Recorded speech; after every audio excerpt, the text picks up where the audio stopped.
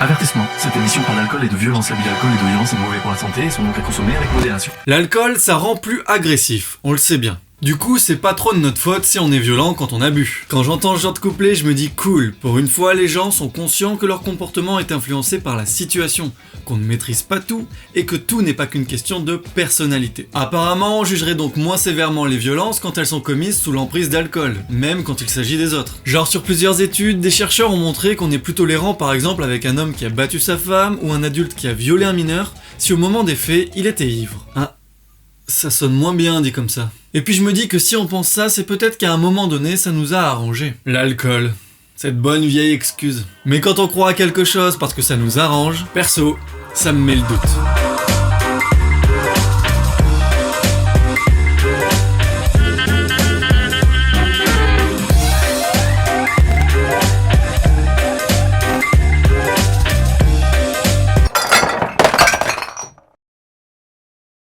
Prenons les choses point par point. L'alcool et la violence, déjà, est-ce que c'est vraiment lié? Est-ce qu'il y a des données objectives liant les deux? Bon, déjà, les stats internationales parlent de l'alcool comme la substance psychoactive la plus souvent associée aux violences entre les gens. Apparemment, 62% des délinquances violentes seraient faites par quelqu'un qui a bu. Ou encore, dans 47% des homicides, soit l'agresseur, soit la victime, soit les deux ont bu. Et il y a tout un tas de stats comme ça. Bon bah ok, obligé d'admettre que c'est lié. Non ? Il arrive en effet que deux valeurs soient liées, augmentant ou diminuant en même temps, mais ça ne veut pas forcément dire que c'est un lien de cause à effet. Donc là, on est face à une corrélation en fait. Ok, c'est lié, mais rien n'indique que l'alcool est la cause de la violence. On peut tout à fait imaginer tout un tas de variables expliquant ce lien, comme par exemple les effets de précarité sociale, qui peuvent avoir une influence sur la consommation d'alcool et avoir un effet sur les délinquances. Et de toute façon, même ces deux nouveaux liens ne sont sûrement aussi que des corrélations. Aussi, on sait que quand les agresseurs sont bourrés, par définition, c'est pas les plus malins. Et c'est pas non plus les rois du nettoyage. Donc la police trouve plus d'indices et les attrape plus facilement et plus rapidement. Du coup, on pourrait se dire que les gens sous ne sont pas plus violents, mais juste plus cons en fait. Donc en gros, cette corrélation nous donne un bon indice, mais si on veut vraiment en tirer quelque chose, il va falloir aller plus loin. Donc maintenant, il faut qu'on étudie les liens de causalité entre alcool et violence. D'après les études expérimentales en labo, l'alcool ça a des effets sur nous. Ça réduit nos réflexes, baisse notre vigilance, rend moins précis nos mouvements, détériore notre mémoire, etc., etc. Mais dans tout ça, est-ce qu'il y en a qui peuvent être la cause de la violence? Oui, certains peuvent jouer un rôle. Par exemple, l'alcool, en baissant notre attention, rend plus difficile pour nous l'interprétation des comportements des autres qui deviennent plus ambigus. Il voulait faire une blague ou il me cherche? Il s'est entravé ou a fait exprès de me bousculer? Cette difficulté à interpréter le comportement des autres augmente logiquement la probabilité de mal l'interpréter.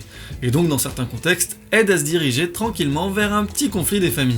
Nos capacités de jugement ne sont pas non plus au top niveau. Du coup, notre idée d'aller taper sur la tête du copain nous paraît plutôt bonne. En réalité, on parle de myopie alcoolique, c'est le fait qu'on n'est pas capable de voir loin au sens propre comme au sens figuré. Notre champ attentionnel se réduit, on ne voit que ce qui est saillant, on relativise un peu moins les événements, on les met plus trop dans le contexte, et on néglige le conseil du pote qui nous dit « Calme-toi, y a rien de grave ». Et surtout, on évalue très mal les conséquences de nos actes, d'autant plus que ces conséquences peuvent être éloignées dans le temps. L'histoire du papillon qui bat des ailes à un endroit et provoque une tornade à l'autre bout du monde, rien à foutre quand t'es bourré. L'alcool a aussi tendance à extrémiser nos émotions, donc si t'étais un peu agacé et aurais voulu être fort, quand t'as bu, t'es vraiment énervé et tu te crois fort. En gros, c'est progressif, mais bon, on comprend bien que ça aide pas forcément à comprendre qu'il ne faut peut-être pas aller se battre. Bon voilà, l'alcool cause la violence, c'est une bonne excuse, point. Ouais, on s'arrête là si ça nous arrange. Ou alors on se dit que ces influences ne sont pas si grandes et que de toute façon certaines marchent un petit peu dans les deux sens.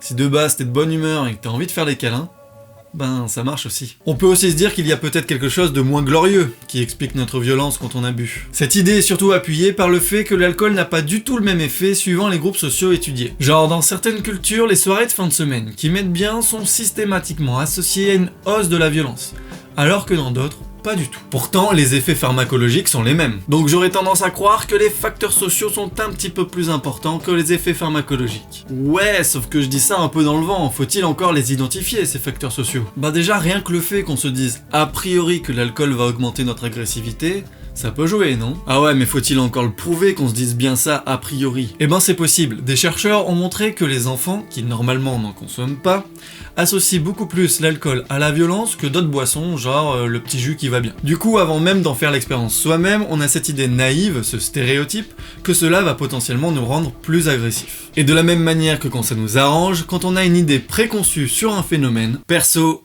ça me met le doute. J'entends bien ceux qui se disent « Ah non, moi j'associe pas forcément ça à la violence, au contraire, c'est plutôt pour se marrer qu'autre chose. » Et ils ont peut-être raison en partie d'ailleurs, parce que de façon réfléchie, on n'associe pas forcément alcool et violence. Parce que notamment nous viennent en tête des contre-exemples. Et comme je l'ai déjà dit, ça peut aussi dépendre de notre humeur de base. Sauf que les stéréotypes, pas facile d'y échapper, hein. Qu'on le veuille ou non, ces machins-là, ça agit surtout d'une façon inconsciente. Il y a aussi certaines études qui suggèrent que si l'on montre des mots associés à l'alcool de manière subliminale, on augmente la probabilité de voir apparaître des comportements violents chez les participants. Inconsciemment, l'alcool pourrait nous rendre plus agressifs, même sans boire. Bon, on va ni conclure ni s'étendre là-dessus parce que ces protocoles sont controversés, mais il faut quand même se dire qu'entre les associations qu'on pense faire et celles qu'on fait vraiment, il y a parfois une bonne différence. Sur ce sujet, on va donc tenter d'être un peu moins sûr de soi et de rester vigilant. Il faudrait donc faire attention et ne pas croire ce qu'on se dit naïvement sur ces liens alcool-violence. C'est aussi ce qu'amène à penser une autre expérience. Des chercheurs ont invité des gens à venir faire des essais gustatifs pour des produits destinés à la vente. Ils allaient boire et bouffer des trucs, donc plutôt cool. Sauf que ce qui intéresse réellement les chercheurs, c'est plutôt leur comportement violent. À un moment, l'expérimentateur fait passer le participant en premier, grillant au passage la priorité à un autre arrivé avant. Et ça sans raison particulière apparente. Ce qui a logiquement l'effet d'énerver celui qui se fait doubler. Sauf que cette victime est en fait fausse, c'est un complice qui s'énerve ouvertement et s'en prend verbalement au participant qui, rappelons-le, lui n'avait rien demandé. À côté de ça, une des tâches de l'étude était de goûter une assiette de purée assaisonnée de tabasco par un autre participant. Vous le voyez venir, l'assiette que doit goûter le participant a été assaisonnée par le complice énervé.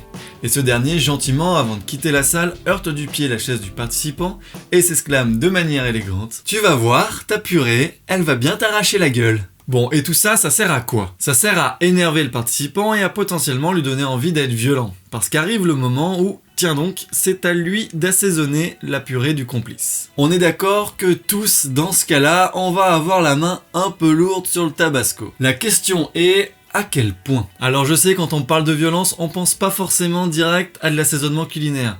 Mais bon, au final, c'est un peu le même principe. Bon, et dans tout ça, l'alcool. C'est bien beau de mesurer la violence des gens, mais si on compare aucune situation entre elles, on va pas conclure grand chose. C'est là que vient la question de l'alcool. Parce qu'avant d'arriver devant cette assiette à assaisonner, le participant est passé au stand boisson. Il y avait plusieurs situations possibles dans lesquelles les chercheurs ont réparti au hasard les participants. Dans l'une d'elles, on leur demande de boire des boissons sans alcool en leur disant que c'est des boissons sans alcool. Dans une autre situation, on leur fait boire des boissons avec alcool en leur disant que c'est des boissons avec alcool, mais pas rien, assez pour être à 1 gramme, l'équivalent de 6 shooters de vodka. Jusque là, c'est normal, c'est nos conditions de base, mais pour les autres, c'est déjà un peu plus vicieux. À certains, on dit qu'il y a de l'alcool dans leur cocktail, alors qu'en fait, il n'y en a pas. Et à l'inverse, certains pensent qu'il n'y a pas du tout d'alcool, alors qu'en fait, il y en a. Autant que dans la condition où ils le savent. Expérience validée par un comité d'éthique et dont la crédibilité auprès des participants a été vérifiée. Bon, revenons à notre purée. Quelle quantité de tabasco les participants vont-ils mettre dedans? Cela dépend plus de l'alcool bu ou cru? Cuit. Imaginez. Bu ou imaginez. La quantité de tabasco ajoutée, donc l'agressivité des participants, a davantage été influencée par la quantité d'alcool qu'on croit ou sait avoir bu. Pas la quantité réelle, juste celle dans notre tête. Juste l'effet placebo. Il n'y a même pas eu d'effet significatif de la quantité réelle. Alors il y a 2-3 choses qui pourraient l'expliquer, mais ce qu'il faut surtout retenir, c'est que c'est majoritairement l'idée qu'on se fait de ce qu'on a bu qui crée l'effet. Ce qui a influencé aussi, c'est la tendance chronique à l'agression des participants, qui avait été mesurée de manière auto-rapportée sur questionnaire, et donc qui correspond plus à la personnalité. Donc si on résume tout ça, bonne excuse ou fausse excuse? Ben je sais pas. D'un côté, l'excuse qu'on attribue d'habitude aux effets pharmacologiques de l'alcool n'est qu'à moitié valable, l'effet n'est pas si fort que ça. D'un autre côté, un truc qui influence bien ajouté à l'alcool, c'est la personnalité. Est-ce que la personnalité est une excuse? À ce compte-là... Et puis il y a les influences sociales et les effets placebo, qui même si on les range rarement dans les excuses, sont souvent un peu inévitables et plus forts que nous. En même temps, c'est justement le fait de le prendre comme une excuse qui fait que ça nous influence autant. À moins d'être au courant. C'est vrai qu'être au courant des influences sociales et placebo, à condition d'augmenter notre vigilance, ça aide parfois à les contrôler un tout petit peu. Ou le contraire, parce que du coup on fait plus attention parce qu'on se croit à l'abri. Par exemple, ici, moins on le prend comme une excuse, moins on sera sensible à son effet. Je dirais donc, et c'est là que ça n'engage que moi, que ce soit une excuse ou pas, on s'en fout un peu. L'important c'est de ne pas le prendre comme tel. Et associé à une personnalité que j'espère vous travaillez à être douce et pleine d'amour pour son prochain, alors il n'y aura pas de problème. Normalement. Peut-être. En tout cas, moins.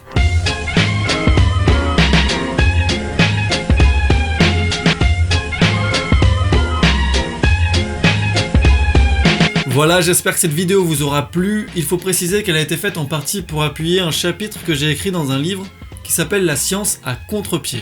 Le chapitre c'est Même les hippies sont violents, mais il y a surtout tout un tas d'autres chapitres écrits par plus de 40 blogueurs, dessinateurs et vidéastes appartenant tous à la merveilleuse association Le Café des Sciences.